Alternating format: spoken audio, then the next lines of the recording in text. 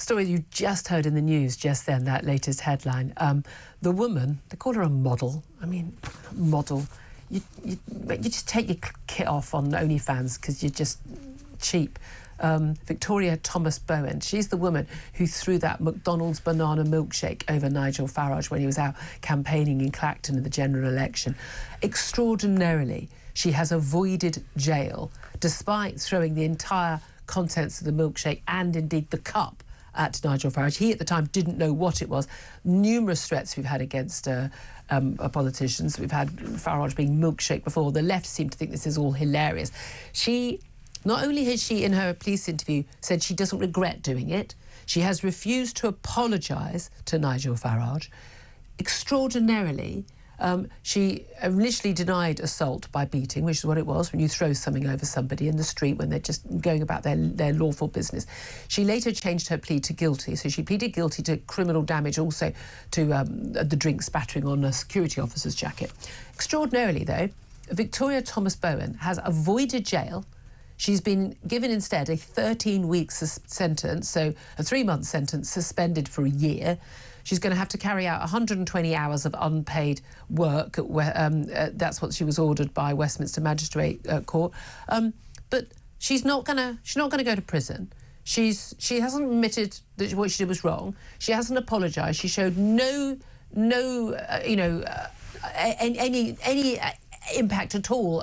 Doesn't care at all, and yet she hasn't been sent to prison. If only Sam Armstrong, she'd written a tweet, a strongly worded tweet to Nigel Farage, she may well have gone to jail. How is it that someone who doesn't even admit they've done anything wrong not get sentenced for what is an assault? Throwing something in someone's face is an assault. How does she get a suspended sentence when people who also have no criminal record, who were not on the site of a riot post Southport, when people have literally gone to prison for months and months on end, some even jailed for longer than that, for simply writing a tweet?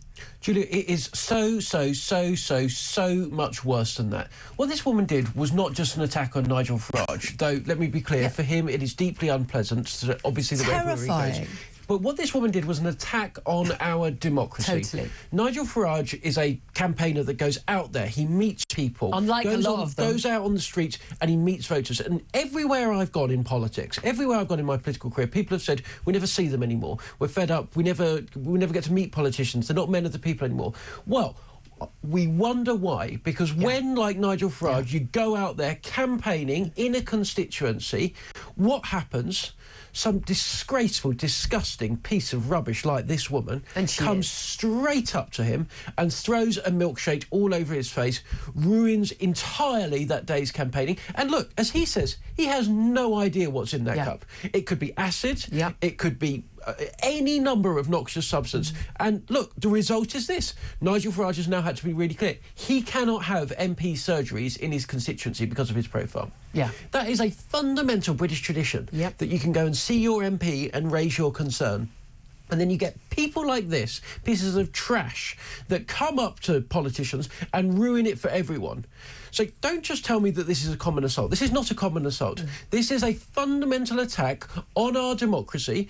And look, lots on the left in this country got rightly angry about what Donald Trump did in encouraging January the 6th and the actions we saw there. This is every bit as serious an attack on our own democracy. But the left always find, you know, the Owen Joneses and all that lot, they all find it hilariously funny when someone milkshakes, almost like a verb now, to milkshake Nigel Farage. It's all very funny. Oh, if someone says a hurty word on Twitter or in the street even to a Labour MP, oh, I mean, it's clutching pearls time. They feel completely different about it. I just find it extraordinary why the rules are different. I don't have to agree with a word that anyone says to defend their right to be safe in the street, and particularly, as you say, politicians. And you're right, this isn't just about one man who, some random bird who sells her body and her soul on OnlyFans for money, which, I don't know, when you sell your body, what's the word?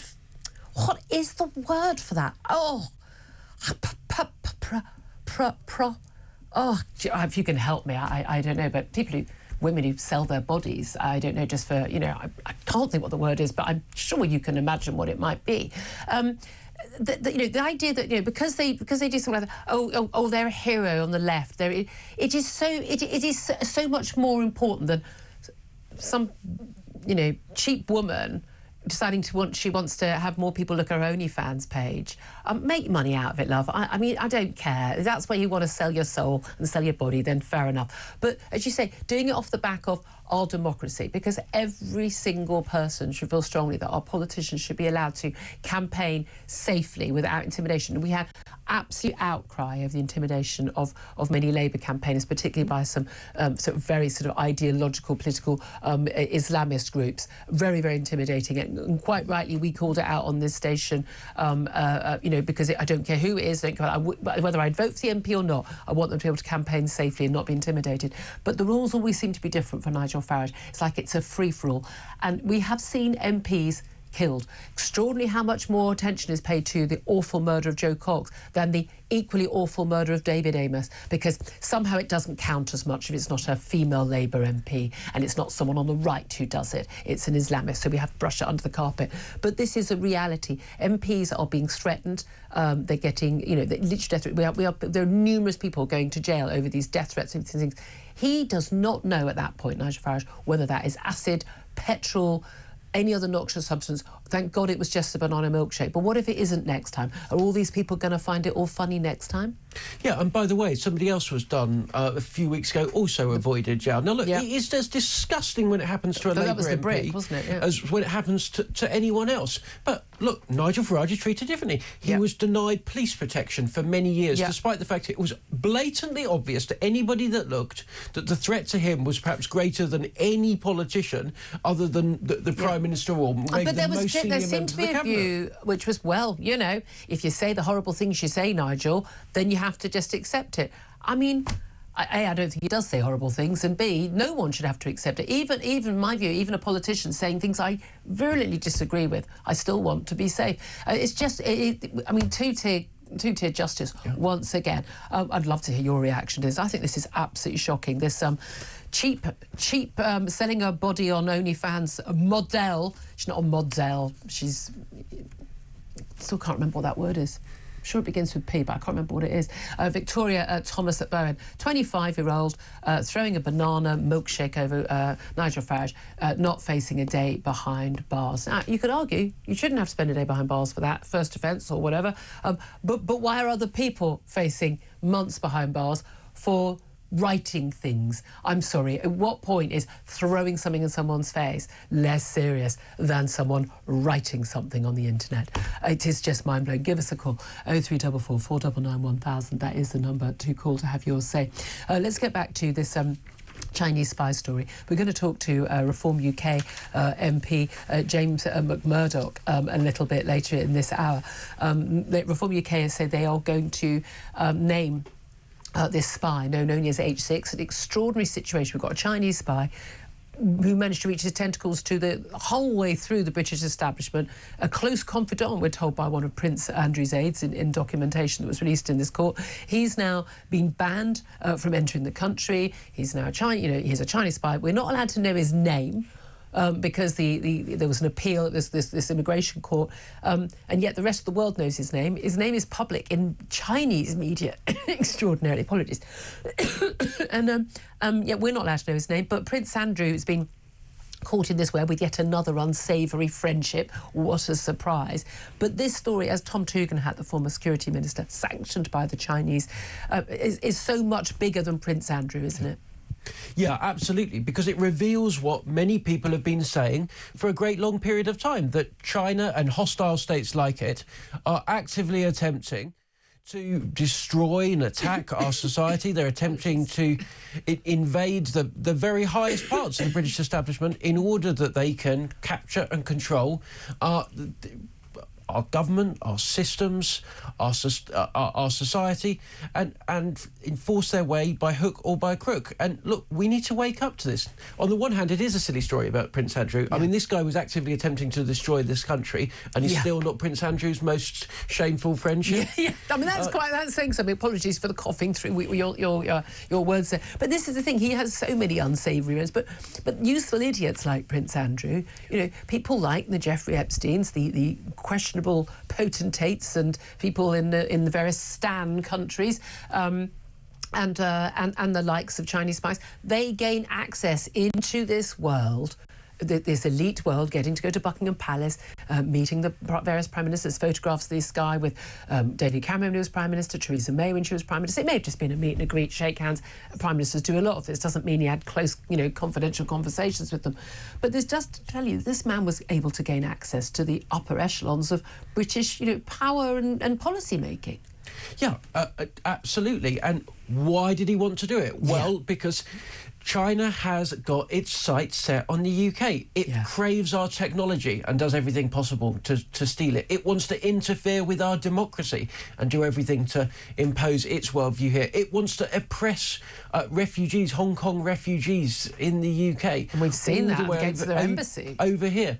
And all through this is running a theme which China is attempting to set itself up as the new global superpower. Yeah. It doesn't want to rival the US, it wants to overtake the US, and it wants to put its totalitarian form of authoritarian government as the new global standard for everyone to live up to. I mean, this Belt and Roads policy they've had around Africa and South America, the Caribbean, I mean, if you want to know why we've got all these countries demanding reparations from the West, who sort of moving away from us, it's because of Chinese money. That is literally what they're doing. That's the influence they've got. It is extraordinary how many people involved in our Foreign Office, in government generally, civil service, politicians, media, academia, science, business, are completely asleep at the wheel when it comes to the threat of China. This is a hostile, totalitarian police state. I mean, this is not a country that we should be doing as much business as we are doing right now. And yet we had Keir Starmer at one of the recent summits in Brazil, having a one-on-one meeting. He doesn't want to, he doesn't want to do anything to embarrass the Chinese. And God forbid we must not embarrass the Chinese. Keir Starmer today on his trip to Norway, he said the government was, quote, concerned about the challenge that China poses. I mean, concerned. Oh, really? Because I'm terrified. Yeah, I'm a hell of a lot more than concerned, and I'll tell you why. Because unlike Keir Starmer, unlike the Foreign Office, I actually take seriously what the Chinese government, what Chinese leaders say. And when they say, for example, that they are determined to invade Taiwan, they don't make a secret of it, right? They repeatedly say it in every public speech, every public declaration that they will do that. I take that seriously. Why do I take that seriously? Because if you think the Ukraine war, which has put up all those gas prices, has made us poorer in this country, you ain't seen nothing yet. Taiwan is the global hub of manufacturing for the chips that go into everything we use today. The entire global economy, like 95% of them, I think, made there. Decimated if that's happened. Which, by the way, is an insane situation for the world economy to have got itself into. But we can't. What we know that the move now is, oh well, we better start developing our own chip technology. So when Taiwan's invaded, we've barely stood up to Russia enough over Ukraine. There's going to be a big concession, and Russia's going to basically walk away with some Ukraine territory in the new year when Donald Trump gets into power. That's the strong expectation. Even Zelensky's hinting at that now. But when it comes to Taiwan, when it comes to the threat from the Chinese, we're barely able to, lots of countries, even Germany didn't want to stand up to Russia. We ain't going to stand up to China. Yeah, and why so dependent on Why didn't Germany stand up to Russia? Well, because it had been compromised. With how compromised are we, right? It's not only the fact that we are grossly dependent on Chinese imports, it's the fact that now we're discovering, yes, all of our elites have been cozying up. Yeah. So all these nice Chinese fellows that come over here and all of a sudden have got these businesses where they can give you a load of money and academia is basically being completely bought up. It is completely bought up by the Chinese. Every piece of sensitive British technology developed at a UK lab or university in the last 10 to 15 years, pretty much every piece of technology is now in the hands of the Chinese, taken, stolen. Massive amounts of public investment to develop that tech. It was going to fuel our economy for the next 30, 40 years, and it has just all been even stolen. Like the push, remember this whole thing, we for 500,000 green jobs we're going to get from going into to green cars. Yeah, that's not going to happen. And the eco cars, the EVs, all the EVs that people buy, they're all coming from China, where they're all built in factories powered by, guess what? coal, guys. I mean, China are laughing at us, but that's the thing. You don't have to sort of basically take over not just a country or a continent, the Western, alliance, using tanks and fighter jets. You can do it with the economy. You can do it culturally. You can do, and that's what they're doing. They play a long game. Our politicians can barely cope with a 24-hour news cycle. These guys operate on a 24-year cycle. Xi Jinping is president for life. He is planning to go absolutely nowhere. The people not taking this seriously are, frankly, living in cloud cuckoo land.